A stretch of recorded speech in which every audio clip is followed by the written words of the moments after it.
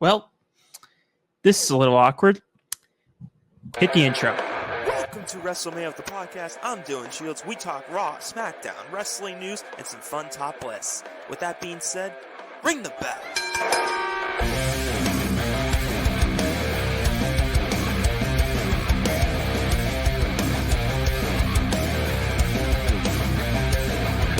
Welcome to the returning rendition of WrestleMan with a podcast here. It's no secret, it's been a while since I have posted a video here. And if you notice, when the video actually comes out, it's going to be a little more of an edited version rather than the typical live stream or even just a recording, but not much editing. This is going to be a lot more edited of a video. I've been not have posted in a while, and I want to sincerely, from the bottom of my heart, apologize to any of you guys who have been looking forward to these episodes here. It's no secret I don't have the most of viewers here, but hey, we always try to go in the up and up. We're just getting started with this podcast here, but I do apologize for not letting you guys in on the blue of what's been going on here. I posted like one freaking Instagram story of like no episode last week. So the scoop, basically, my semester just started. And along with that, I also have a job that I have to work at around 4 times a week.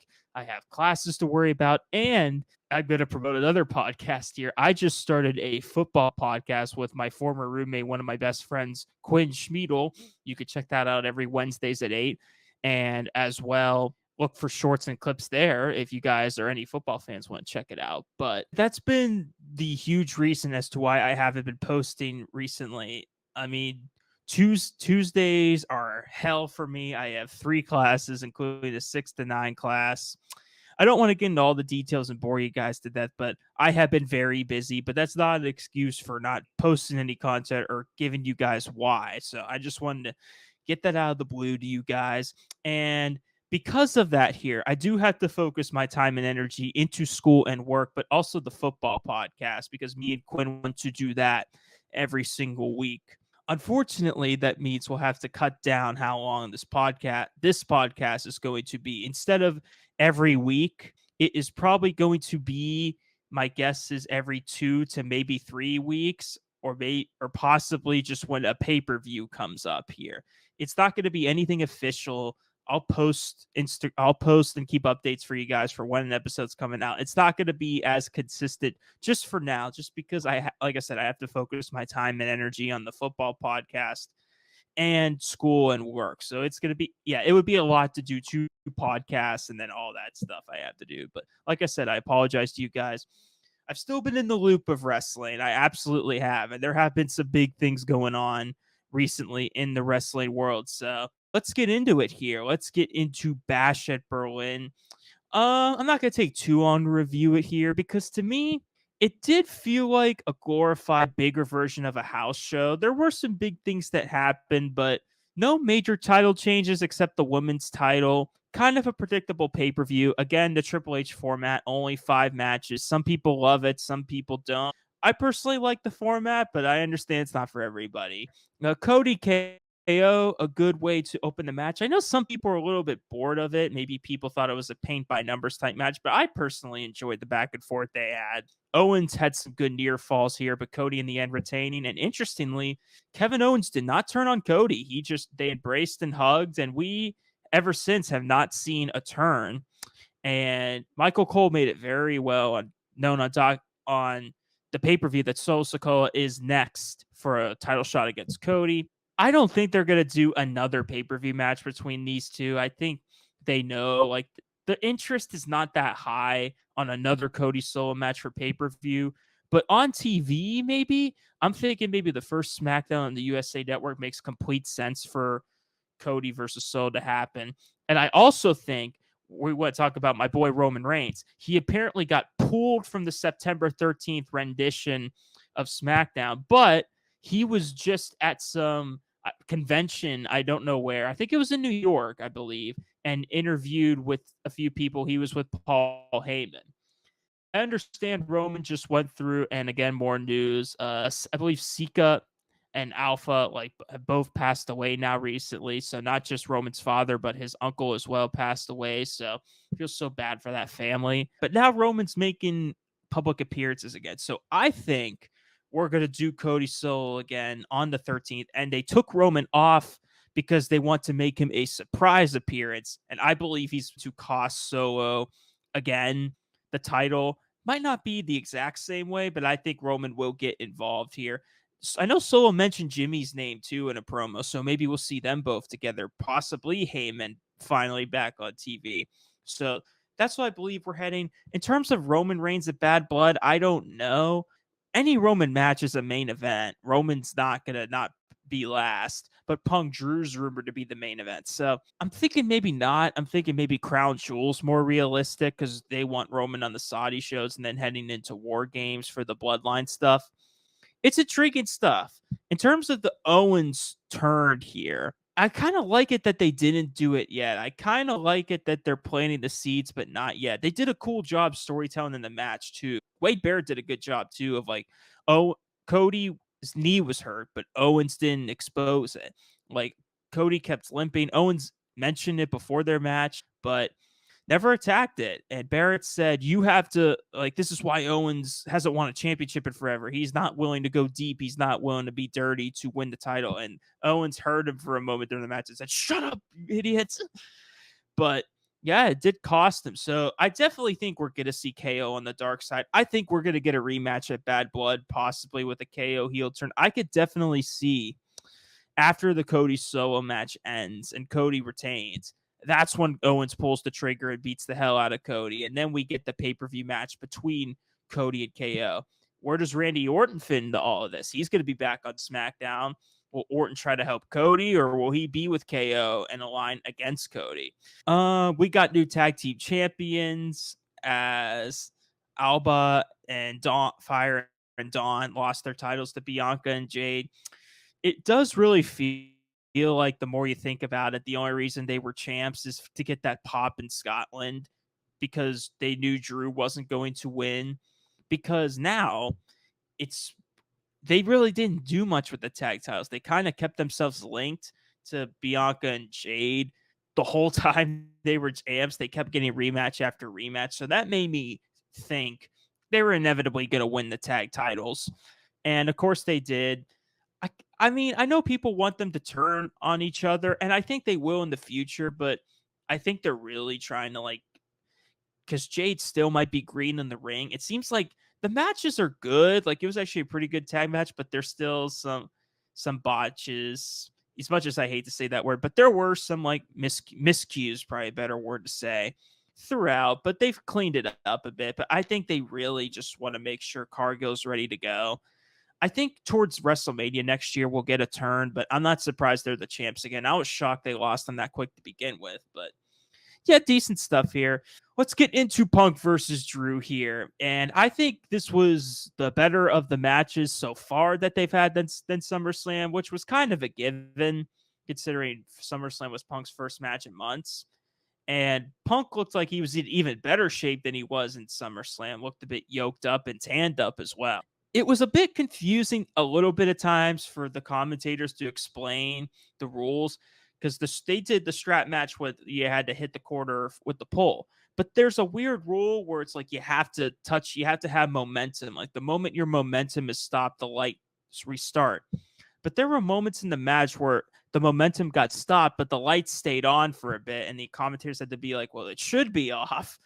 But they didn't turn off. It got delayed a little bit. And there were a few awkward moments where it's like, shouldn't the lights be off? But they stayed on. Like the moment where Punk and Drew were both going for the third or the fourth corner. So a bit of that there. But besides that, I think it was a damn good match. Drew, we've seen him get whipped a lot the past few weeks, but Punk hasn't until this match. And he took a beating. Both men took an absolute beating. And Punk even busted open a little bit too. And the disgusting part of the match is Drew picked Punk's bracelet off from his trunks. And Punk eventually won the match, got the bracelet back, and kissed it. So, Punk kissing sweaty Drew's ball sack right there on his. Yeah, it's a little bit weird though from Punk. I hope he's healthy and not sick because of that. Yeah, it was a good match. The predictable winner. Punk, I had a feeling was going to win the match, but still really good stuff here and a great ending with Punk and like 5 GTSs to win. I think we all knew this. The fact that Punk never really got a pinfall on Drew. We're getting a third match, and guess what? On Raw this week, holy shit. Drew got his heat back, man. He attacked Punk when Punk called out Gunther at first, assumingly done with Drew. But nope, Gunther just said no. Or no, sorry, not Gunther. Drew said, nope, I ain't done with you. Beat the shit out of Drew. And he took his bracelet back, but then he ripped the damn thing and put parts of it in his mouth. Oh my God. Again, what a feud. And Adam Pearce continues to be the worst GM of all time for letting this shit happen. But still, in all seriousness, great stuff. People trying to say that like this feud's over or they're sick of this feud confuse me. Especially people that are like, end this feud. Of course, you're not going to please everybody, but dude, we've just gotten to the damn matches. They feuded for months with Punk being injured. Now we finally get to see them wrestle. Why are people so critical and sick of these two fighting? I think most of us knew a trilogy was probably going to happen between these two men. And it makes sense. WWE loves to do it where it's 1-1 apiece and you got to settle it the third time. And the rumor is it's going to be a Hell in a Cell match, and the rumor is it's going to be the main event of pay-per-view. And what makes I'm so happy Triple H is doing this. We got rid of the damn Hell in a Cell pay-per-view as a whole, and now it's only for special occasions. And guess what? We haven't seen it since WrestleMania 39 with Edge versus the Demon. And guess what? Edge ain't even in the company anymore. That's amazing that finally Hell in a Cell is for rare feuds. It isn't just a yearly thing anymore. It's now when it's necessary, and it's absolutely necessary for this feud. It's funny how Punk made fun of it at first when a reporter asked it, but I think he was asking it like, oh, the first match, Hell in a Cell, and Punk made fun of it. But yeah, it looks like they're going to have a Hell in a Cell match, and I am all for it. Bad Blood is shaping up to be a damn good pay-per-view, and if these two main event, it should be great. Sticking with Punk versus Gunther is rumored for Survivor Series. I just realized I should probably get the banner up here, even though it's not a long one. But Punk versus Gunther for the world title is rumored for Survivor Series. At least there's been talks about it. And if that's going to happen, there's no doubt in my mind Punk's winning that match.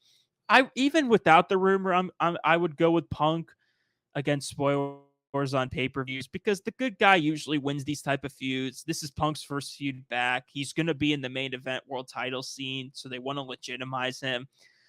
I know it sucks for Drew, but I think he could get his heat back in another way. His character is still so intriguing.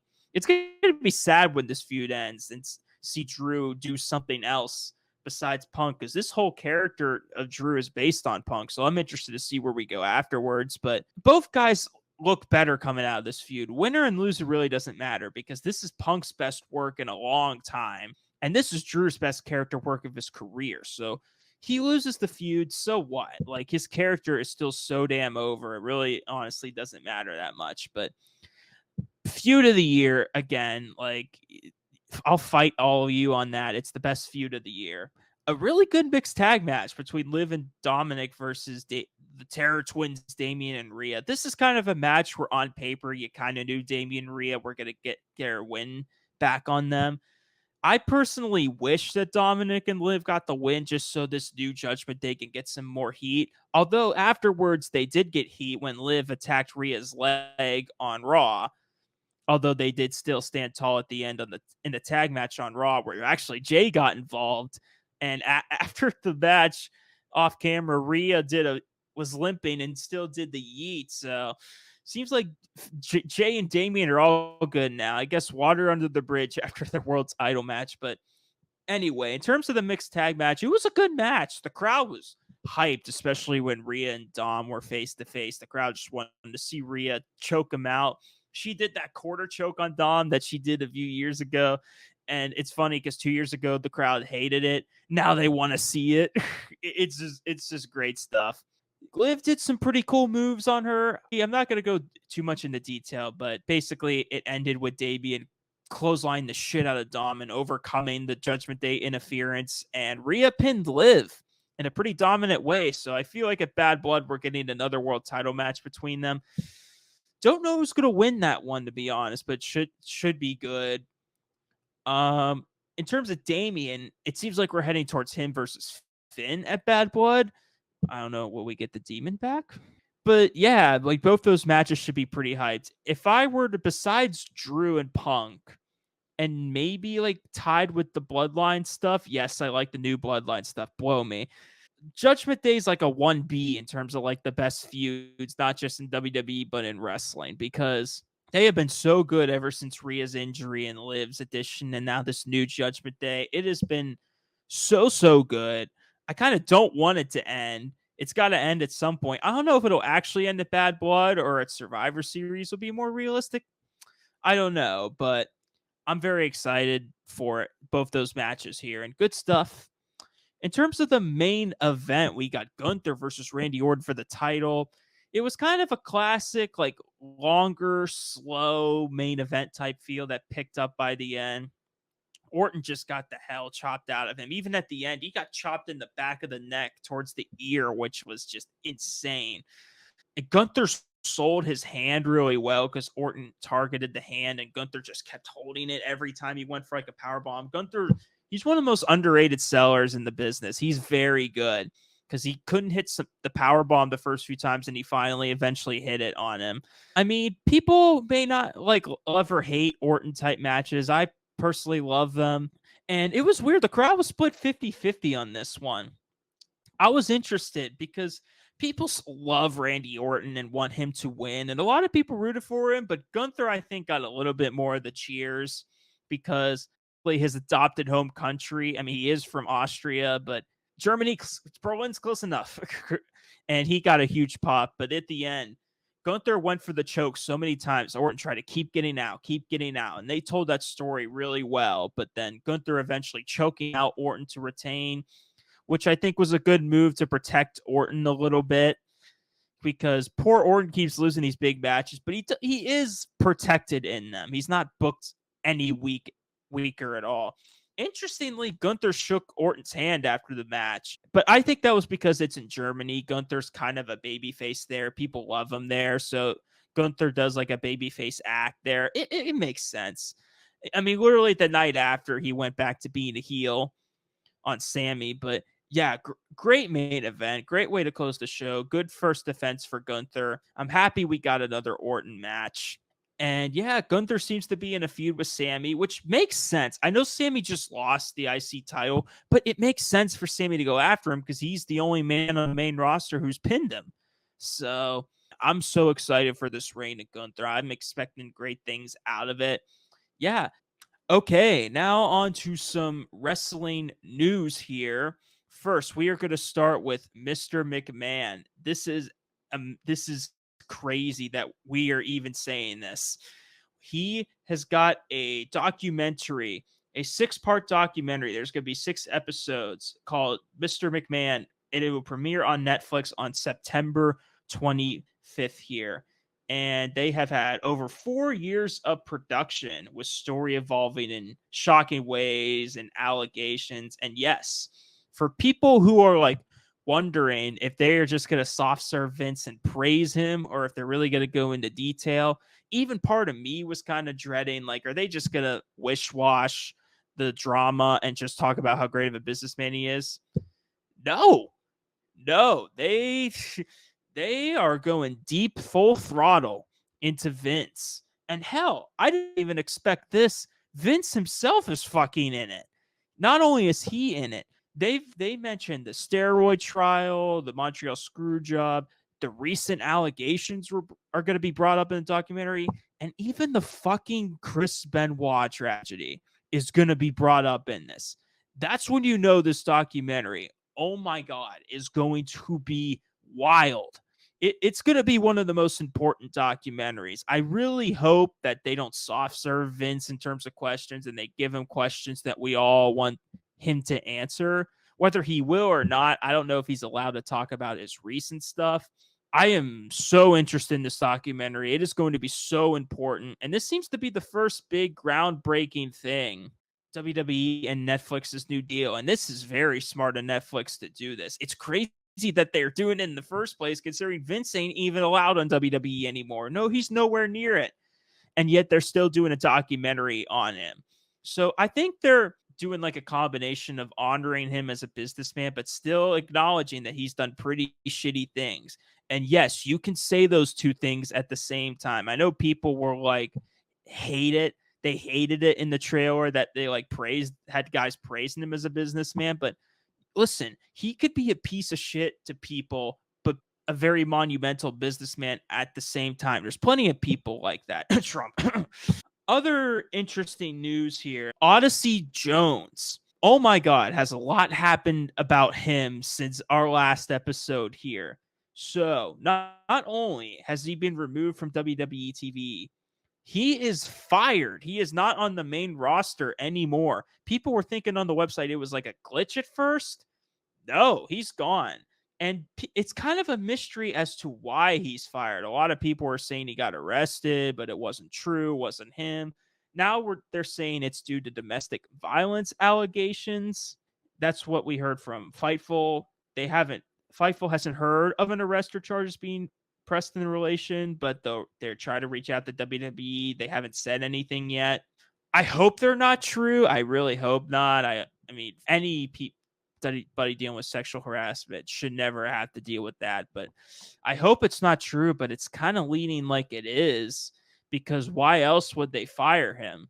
This isn't even a Vince WWE anymore where he just fires people for no reason. This is Triple H's and Nick Khan's now. So I just think they don't want any bad publicity. So I think that's why. If the rumors are true, then Odyssey's a piece of shit for doing what he did. But I kind of feel bad for him business wise, because he actually was interesting me in this New Day feud. And they were teasing Woods being pissed that Odyssey was now like Big E's replacement.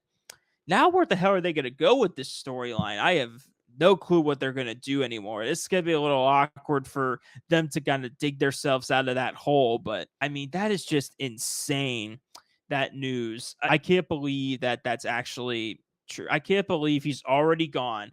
He was drafted to Raw like in 2023, barely never appeared, came in like a month or two ago, and he's gone just like that. He's out of here. Like, what the hell? AEW All In was a couple of weeks ago here. Obviously, the big moment of Bryan Danielson winning the AEW title. What a main event between Swerve and Danielson, and what a UK crowd, too. A lot of people want to be shitty to them. Like, oh, they didn't get as good attendance as last time. Who fucking cares? They still got or almost around 60,000 people. That's still a monumental accomplishment for being, this is only their second All In pay-per-view, and next year it's going to be in Texas, so that should be interesting with their attendance there. But I think in terms of quality, the pay-per-view was better than 2023's. That one felt more like a spectacle to me, while this year's felt like the matches were better. We got moments like Jamie Hayter's return, Will Ospreay winning the title in a great match. Oh yeah, Mariah May won too. That was another pretty big moment there. But like I said, the main event, and with Danielson's kids there, just an emotional moment. He came out to the final countdown. They paid that money AEW to do it. It was kind of tough to predict because Danielson's always been a guy who, not only the AEW title, he didn't want to win any titles when he went there, but it seemed like Tony Khan was very adamant about Danielson winning the title eventually, because it's no secret. Danielson said he has to get neck surgery at the end of the year, so he might wrestle now on a more part-time basis. So he's probably going to hold the title for the rest of the year, probably lose it at the end of the year would be my guess, and then maybe go on his hiatus for a little bit. And it is well fucking deserved, man. This man's been MVP for AEW for years, and just wrestling in general. Say what you will about Tony Khan. I know he's a guy to poke fun at all the time, but he did the right thing here. Like, he booked a great pay-per-view and made the right decision for Danielson to win. And now they got a pay-per-view All Out coming up. Speaking of Swerve, holy shit, last night, Hangman Page set his damn house on fire. I didn't know if it was like his former house, like his childhood house, or like abandoned house, but He set something of Swerve's house on fucking fire. Holy shit. You want to talk about one of the feuds of the year besides Drew Punk, the Judgment Day, the Bloodline? In AEW, it's this. It's Hangman Swerve. It has been unbelievable. And it hasn't gotten old either, because it started with Hangman as the face, but people organically loved Swerve over time. They had brutal matches. And now Swerve's the ultimate babyface, and Hangman's the obsessed heel. And we're like almost a year into this feud, and yet people aren't sick of it. I'm not sick of it. That steel cage match on All Out's going to be sick. I'm excited for it. I mean, I ain't buying the pay-per-view. I'm too broke, but I will definitely check it out, like try to see clips. That's going to be incredible. Yeah, All Out's shaping up to be a pretty good pay-per-view. It's a bit weird that they do it right after All In, but hey, it's not my business. That is going to do it here for this special, newer, weirder episode of WrestleMan with the podcast, not an official one here. I am thinking for the future, I'm going to do this rather than post it live or do long videos, because obviously I know the trend with people's shorter time spans and attention spans, and people just don't have time.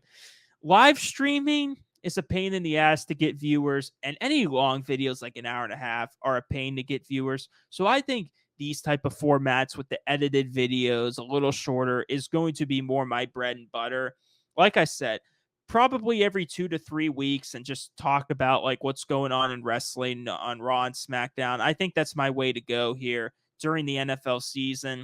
I'll say it again. I deeply apologize for not letting you guys know this earlier of my absence, but I do want to make sure that I post content. So, and try to get guys like Matt and Troy and other wrestling fans back on. So, but that's going to do it here for this video. I'm Dylan Shields, and have a good week, guys. Thank you guys so much for listening to this podcast today. It will be on every Tuesday night at 7 o'clock, and you can find it on Spotify. Have a good night, everybody.